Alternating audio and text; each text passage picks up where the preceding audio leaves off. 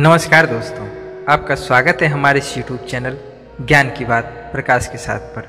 दोस्तों, आज जो हम कहानी लेकर के आए हैं वो बहुत ही ज्ञानवर्धक कहानी है। दोस्तों, एक बार ये कहानी पूरा जरूर सुनिएगा। दोस्तों, एक बार देवऋषि नारद के मन में यह अभिमान पैदा हो गया कि मैं ही भगवान विष्णु के सबसे बड़ा भक्त हूँ। वह सोचने लगे, मैं रात दिन भगवान विष्णु का गुणगान करता हूँ, फिर इस संसार में मुझसे बड़ा भक्त और कौन हो सकता है। किंतु पता नहीं श्री हरि मुझे ऐसा समझते हैं या नहीं। यह विचार कर नारद भगवान विष्णु के समक्ष पहुँचे और उन्हें प्रणाम किया। भगवान विष्णु जी बोले, आओ देवऋषि नारद, कहो कैसे आना हुआ। नारद जी बोले, भगवान मैं आपसे एक बात पूछने आया हूँ। भगवान विष्णु जी बोले, मैं तुम्हारे मन की बात जानता हूँ देवऋषि, फिर भी तुम्हारे मुंह से सुनना चाहता हूँ। नारद जी ने कहा, हे देव, मैं जीवन भर आपका गुणगान करता रहा हूँ। पल पल हर क्षण मुझे बस आपका ही ध्यान रहता है। आप मुझे यह बताइए कि क्या मुझसे भी बड़ा आपका कोई अनन्य भक्त है संसार में। भगवान विष्णु समझ तो पहले ही गए थे कि नारद को अपनी भक्ति पर अभिमान पैदा हो गया है, किंतु अपने मन की बात छुपाकर प्रभु बोले, नारद जी, इस प्रश्न के लिए आपको मेरे साथ मृत्युलोक चलना पड़ेगा। नारद जी बोले, ठीक है भगवान, मैं मृत्युलोक चलने के लिए तैयार हूँ। भगवान विष्णु नारद को लेकर मृत्युलोक चल पड़े। इससे पहले कहना चाहेंगे दोस्तों, अगर आपने चैनल को सब्सक्राइब नहीं कर रखा है तो सब्सक्राइब कर ले, साथ में बेल आइकन भी ऑन कर ले। दोस्तों, आगे की कहानी जारी रखते हैं। धरती पर पहुंचकर दोनों ने साधु का वेश धारण किया और एक गांव के किनारे बनी एक झोपड़ी की ओर चल पड़े।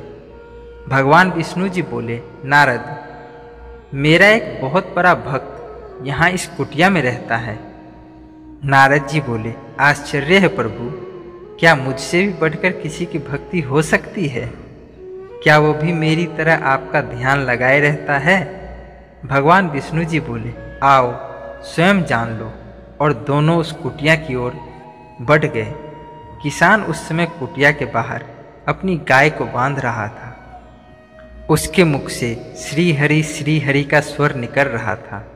भगवान विष्णु जी उसके निकट जाकर नारायण नारायण का जाप किया तो किसान ने पीछे मुड़कर देखा और विनती स्वर में पूछा, आप कहाँ से आए हैं महात्मन, मेरे लिए कोई सेवा हो तो निसंकोच बताइए।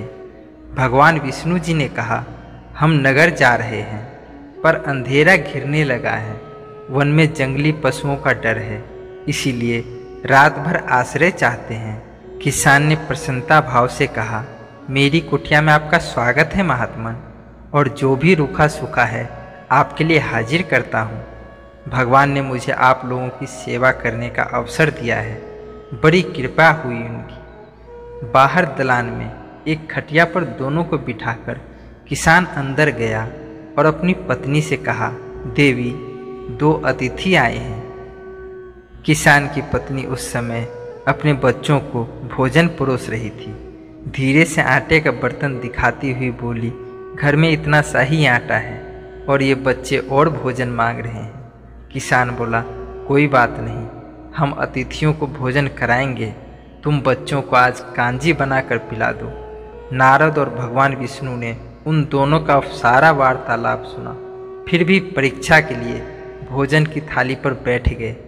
जब दोनों भरपेट भोजन कर चुके तो नारद सोचने लगे, यह सीधा साधा गृहस्थी वाला भगवान का सबसे बड़ा भक्त कैसे हो सकता है। उधर श्री हरि ने किसान से और भोजन लाने की फरमाइश कर दी। प्रभु बोले, मेरा पेट अभी नहीं भरा, क्या और भोजन मिलेगा। किसान रसोई घर में गया और जाकर पत्नी से पूछा, कुछ और भोजन बचा है क्या। पत्नी बोली, बच्चों के लिए कांजी बनाई है, बस वही शेष है। भगवान विष्णु और नारद जी वह भी पी गए। किसान और उसके परिवार को भूखा ही सोना पड़ा। भूखे बच्चे माँ का आंचल थामकर कह उठे, माँ, नींद नहीं आ रही है, मुझे बड़े जोरों की भूख लगी है, पिताजी ने उन अतिथियों को कांजी क्यों पिला दी? कांजी तो मेरे लिए था ना माँ। किसान ने बच्चे के सर पर हाथ फेरते हुए कहा, अतिथि को भोजन कराना स्वयं विष्णु भगवान को भोग लगाने के समान है बेटा, इसीलिए अतिथि को भोजन पहले कराना चाहिए। तुम सो जाओ बेटा। और किसान ने अपने बच्चों को पानी पिलाकर सुला दिया। बाहर दलान में दोनों अतिथि अलग अलग बिस्तर पर लेट गए और भगवान विष्णु जी ने कहा, तुमने सुना नारद, किसान और उसके परिवार को भोजन नहीं मिला, फिर भी वह मेरे गुण गा रहे हैं। नारद जी बोले, यह तो कुछ भी नहीं है प्रभु, मैंने तो कई कई दिनों तक भूखे रहकर आपका स्मरण किया है। अगले दिन सुबह उन्होंने देखा कि किसान भगवान विष्णु की मूर्ति के सामने कह रहा था, प्रभु आप सदा मेरे मन में बसे रहो, बस मुझे और कुछ भी नहीं चाहिए। फिर किसान दोनों अतिथियों से बोले, हरि की बड़ी कृपा है, वही जग का रखवाला है। प्रभु की दया से रात को कोई कष्ट तो नहीं हुआ। जब तक आपका जी चाहे तब तक आप दोनों यहाँ रह सकते हैं। मैं खेत पर जा रहा हूँ। भगवान विष्णु जी बोले, मैं भी आपके साथ चलता हूँ, अगर आपको कोई आपत्ति न हो तो। नारद और विष्णु भगवान किसान के साथ उसके खेत पर गए। किसान बोला, यही अपना खेत है, अब मैं अपना काम करूँगा। श्री हरि श्री हरि। नारद जी बोले, तुम तो सत्पुरुष हो, भगवान के बड़े भक्त हो, हर घड़ी उनका नाम लेते रहते हो। किसान बोला, अरे कहाँ, काम से जब भी थोड़ा बहुत समय मिलता है तभी उनका नाम लेता हूँ। नारद ने पूछा, कब कब समय मिलता है? किसान बोला, सुबह उठता हूँ तब, रात को सोता हूँ तब, और दिन में जब भी काम से समय मिल जाए। नारद जी के मुख से निकला, ओ समझा।